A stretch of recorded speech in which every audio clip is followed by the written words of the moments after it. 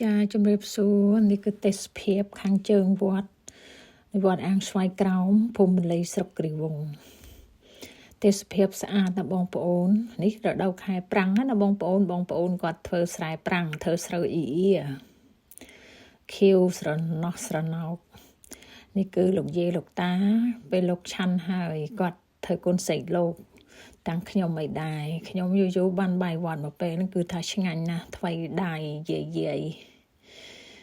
នេះនៅគាត់ទៅពេលព្រលឹមឡើងគាត់រៀបចំចង្ហាន់ដាក់វេននេះគាត់រៀបចំចង្ហាន់មុននៅប្រគេនព្រះសង្ឃឆាន់ចង្ហាន់ថ្ងៃត្រង់នៅស្រុកខ្ញុំនៅតាមជនបទអញ្ចឹងដល់ទៅដាក់វេនអញ្ចឹងបានដឹកគុណមានអីឆាន់បើមិនអញ្ចឹងទេលោកអត់មានអីឆាន់ទេព្រោះអីនៅស្រុកយើងអត់សូវសម្បូរសប្បាយដូចស្រុកគេទេហ្នឹងហើយបងប្អូននេះมันមានអីច្រើនទេសភាពនៅស្រុកនាងខ្ញុំឯងចាអរគុណជូនពរសុខសប្បាយទាំងអស់គ្នា